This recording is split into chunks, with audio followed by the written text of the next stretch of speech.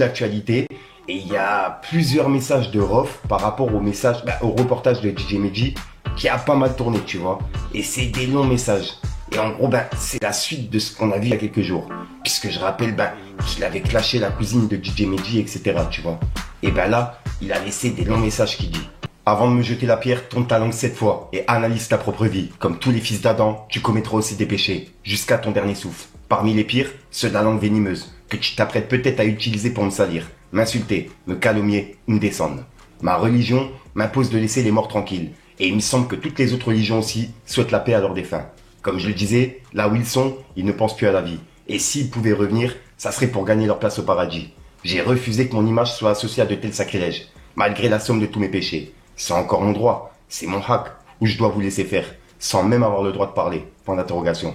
Et la cousine de DJ Medji s'est permis de me résumer comme un vulgaire délinquant, dangereux, qui fait peur, et qu'on ne peut pas approcher, aux yeux de ma famille et mes enfants. Mon plus petit fils l'a entendu parler, et m'a demandé si c'était vrai. Vous imaginez vivre ça? Je dois bien le prendre. Regardez bien la cousine de DJ Medji, qui se permet de me juger, tient un gros joint dans sa main, pendant l'interview. Ça fait d'elle une toxicomane et délinquante.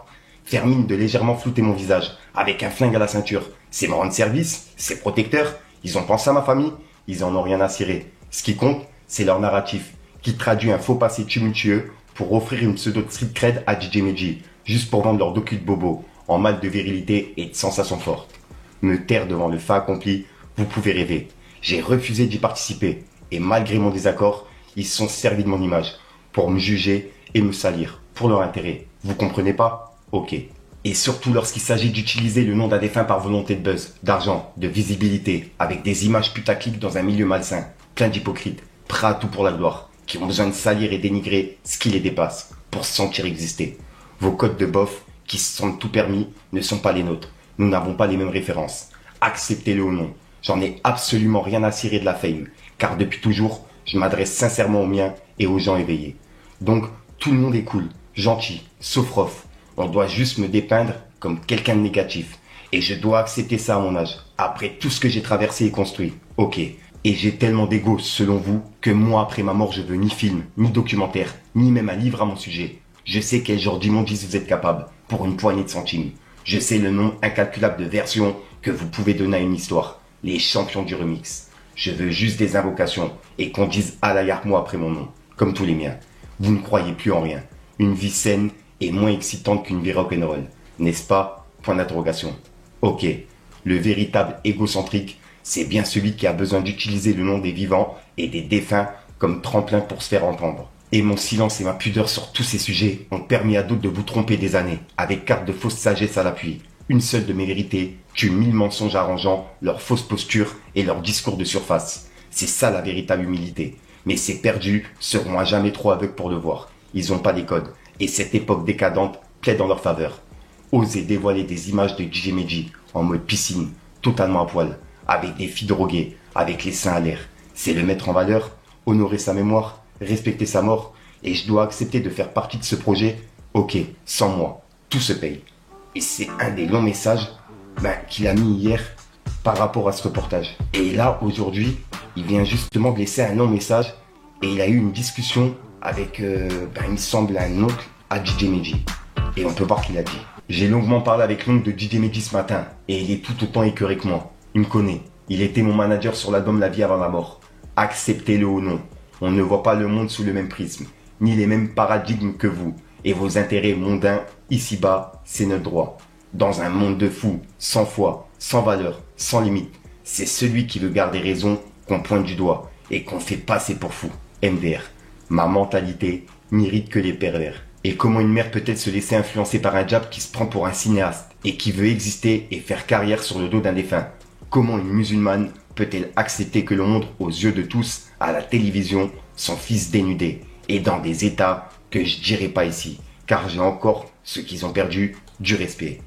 Pour rendre hommage à un proche défunt, on prie, on fait des dohas, et on ne remue pas le couteau dans la plaie. Je peux comprendre que pour certains publics, il est normal d'avoir un reportage hommage qui montre Johnny Hallyday ou Marilyn Manson bourré, jouer de la guitare en string. C'est rock'n'roll et vendeur, hein. Mais là, vous accepteriez qu'un inconnu dévoile et ressasse vos péchés une fois sous terre. Que dire? si votre propre mère avait autorisé et a participé à ça. Ce Thibaut connaissait Medji mieux que moi pour manipuler sa propre mère et s'octroyer ce droit. Point d'interrogation. Et Thibaut et Arte n'ont pas trouvé mieux à faire pour influencer l'avenir de nos jeunes. Juste le monteur qui arrangeait les images quand il a placé ses vidéos et que l'on voyait certaines choses. À aucun moment il s'est dit « Il s'agit d'un homme décédé, c'est mal ce que je fais. » Point d'interrogation. Malheureusement, plus rien ne me choque. Je suis tombé hier sur une vidéo où on voit une influenceuse avec sa propre mère taper des ballons ensemble, comme des toxicos, et les réseaux qui applaudissent comme des moutons. On vous fait quotidiennement la promotion du pire, sans se donner aucune limite envers la vie, la mort, la personne, l'être humain et les potentiels effets néfastes dans la vie ici et après la mort. Mais c'est moi le problème, oui.